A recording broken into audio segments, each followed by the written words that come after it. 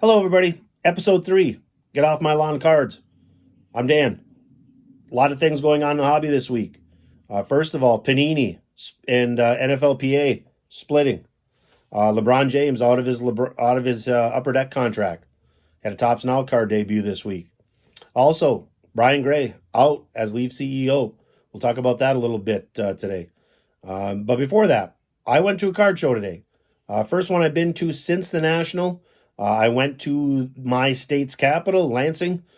At the Lansing Mall, there was a card show that was put on by the card shop Avery Shoebox. They do a nice job every month putting on a show there in the Lansing Mall. Over 100 tables. Something for everyone. You know, if you're a couple hours away from the show, it might be worth going for you. A lot of different things, vintage, new stuff, lots of different price points. You know, high-end stuff, thousands of dollars, all the way down to 10-cent boxes. Pokemon also, if you're interested in that. It's not my thing, but, you know, people are interested. Pokemon does really good business. So, a little bit of something for everyone. Today, I did not buy a ton. Also, I want to shout out to emergency workers. From Grand Rapids to Lansing, we had some really bad storms move through Thursday and really caused a lot of damage, a lot of trees down. They were able to get all the trees off the expressway. There were crews in Lansing today that were cutting up trees that had fell. It's a bit of a mess. And so shout out to all those people that have been cleaning things up and restoring electricity. There were some people that talked about losing power in Lansing or in the area. It was pretty rough storms. So I'll show you some of my finds today, some of the things that I bought. I did not buy a lot. Like I said, I kind of have a buying hangover from the National. That's pretty common for me. You know, you look through thousands and thousands of cards at the National, and you know, there's a couple weeks where I don't really want to look at cards a whole lot, and so I kind of got back in the swing of things a little bit today. Next weekend is Shipshewana, so I wanted to get back on the horse today and buy some cards. So I'll show you some of the things I bought. All right, here's some of the cards I bought at the Lansing show today. I bought. I'm a really big fan of Shea Gilgeous-Alexander. Bought a nice Spectra of his. I've always liked the brand. It's a very expensive brand. Singles you can usually buy really cheap. I also like this guy. I like Desmond Bain. These cards I got for about $1 a piece, maybe a little less. Select there. Optic rookie. I've got a bunch of Desmond Bain stuff. I really like him. I got some nice Luka stuff. These I always like these cards. I think this is from Hoops Basketball. Road to the Finals, numbered. I like numbered stuff. I try to stay away from base stuff. Although I will buy base. I just showed you a Desmond Bain one, but I do like this Luka, Road to the Finals. I did buy a couple other Lukas today. Supernova I bought from Revolution. Revolution's kind of an artsy brand. I kind of like the looks of that. I bought I'm a really big fan of this guy, Evan Mobley. This is Prism Draft Picks, Red Wave. It's kind of a nice card. I really like this brand, and I really like the player. Giannis Antetokounmpo. This is Photogenic. This is basically like Panini's shout out to Stadium Club. Really nice Giannis.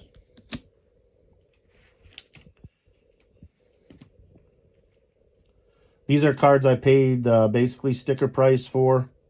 I bought a nice Tracy McGrady jersey card. This one's numbered. Once again, I like the numbered cards, especially the older ones. This was numbered to 500. Pretty nice jersey card, Tracy McGrady. The longer his career is in the rearview mirror, I think the more underrated he gets. He was a great player. Great player. Great scorer. That guy could fill it up. I am a big fan of Sengun, rookie from a couple years back. This is an Optic Hollow. And then I bought another one, Blue Velocity. These were a couple bucks a piece. I liked this guy in the finals, Christian Brown. A couple bucks for a Court Kings. This is a level 3. Christian Brown. Nice player. He's probably going to step his role up this year as well. A couple Lukas. I got a nice Luka Optic Disco, $2. This one is kind of a sneaky good one, I think. This is a Court Kings pink. This is numbered. 78 out of 99. If Doncic could change his number to 78, that would be jersey number, but I don't think that's going to happen. A couple other ones. I am a really big fan of this guy. I like Josh Giddey's game. Anytime I can get optic rookies or any kind of variation rookies cheap, I'll buy. I'm in. I can't believe how far this guy has fallen price-wise. I'm a big LaMelo Ball fan. He's had some injuries, but things that are fixable. Unfortunately, his older brother may not be playing again. I'm not sure. They did like a knee surgery recently. I hope he comes back. I like Lonzo's game. LaMelo's super creative, super popular with kids, so I'm not really sure why his stuff, optic stuff all the way down to $1 a piece. I realize it's base, but I still like it. Okay, so those are some of the small-time things. One thing I did buy also, I like Banchero's game. Paolo Banchero. And so I haven't seen a lot of new basketball lately, so I bought, where I found it, I bought it. I bought 5 of his select rookies. This is the concourse. So it's, it's not the elite level, but it's kind of the mid select. I bought 5 of his rookies today for $4 a piece. And so those are really nice. I like the look of those. Banchero, I think, is a really good player. I think he's a really good guy. Really worth spending some money on. I'm not giving investing advice, but that's just what I buy. The other guy I bought today, I'm not a big baseball guy. Some of it is because my team, the Detroit Tigers, has not been very good in quite some time. But they are showing some signs of life. I bought these. I bought a couple Torkelson rookies today, Spencer Torkelson. This is a first Bowman Chrome 9 for $10. Actually, I got that one and this one for $20 combined. Okay, this is Topps Chrome Purple. Once again, I like buying variations more so than just the base stuff. This I thought was a really nice card. Like I said, $10 a piece for those. I actually got a deal from a guy that he's got videos Up North Collector, I think he is. Out of Manistee, young guy, young whippersnapper. So those I bought, and then I bought one other Torkelson. The last card I bought today was one of the first cards I bought today. This is, I think, a really sharp card. Topps Chrome Mini Rookie of Torkelson. Just super nice card, super sharp. Gem Mint 10. I am not a huge fan of graded cards. That's going to be a get off my lawn episode for sure. But this one for $15. When you're paying what it costs a slab cards and you can get a Gem Mint 10, I think that's worth it every day. So, like I said, today I did not buy a ton of cards today. I'm kind of a quantity over quality sometimes, although I like to get both. But today was just kind of a day where I was just like, well, I don't see a lot today I'm going to buy, and I just kind of, like I said, I don't buy baseball. I very seldom look at baseball even, but it turned out good. Okay, finally today, a little bit about the Brian Gray story. Brian Gray story broke, I think, yesterday. Brian Gray stepped down as the CEO of Leaf. And Leaf is one of those companies that, people loved it or hated it, it seemed. And Brian Gray, I compare Brian Gray to Al Davis. Al Davis was a guy that he was the leader of the Oakland Raiders, LA Raiders years ago. He was kind of a rebel. People liked him or hated him.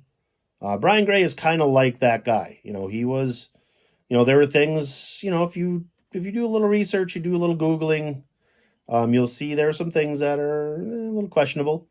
But from a card perspective, the guy made some really nice stuff without logos, without use of logos. And that's a fact. You can't deny that. Some people didn't like it, but I thought he was always creative. I don't own a ton of Leaf stuff, but I respect the game. I respect the hustle. And so, both my brother and I have had interactions with Brian Gray at the National over the years. My brother, years ago, there was a card that Leaf put out. It was a Kevin Durant autograph of some sort. And my brother wanted to know more about the card. So he saw Brian Gray at the National. Brian was, I think, buying cards for one of his repack products. And my brother asked him, "Hey, Brian, what's the deal with this card?" And Brian told him the story about the card and went through all the information, and my brother wound up buying it. And so that was kind of cool. You don't see that, you don't see that with Panini or a Topps or anything like that. 2 years ago at the National, Brian Gray put out a tweet about buying Giannis Prism rookies. And he was going to buy Prism rookies raw for $450 a piece. Fortunately, I have quite a few Giannis Prism rookies. So I was like, well, I'm going to bring a couple. And, if he buys them, great. And so I went to his booth, and he was buying stuff at the time, took a quick look at him. He's like, yep, gave me $900 cash. And so I used that $900 to buy, cards like, I think I bought a Jerry Rice rookie with that money. And then I also put some of that money towards buying a Walter Payton rookie. And I wish Brian Gray the best. I think he's going to be back in the hobby soon. If he gets a chance to work with Fanatics, where Fanatics has logos and all that, they're going to put out some nice stuff. Because, like I said, Brian Gray is one of the, like him, don't like him. He's got a creative mind for the hobby. He's got interesting ideas. He's one of those big idea guys. He's just, hey, let's try this. Let's see what happens. Not everybody likes that. Not everybody likes change in the hobby. But I think he's had, over the years, he's had a lot of good ideas and a lot of good things in the hobby.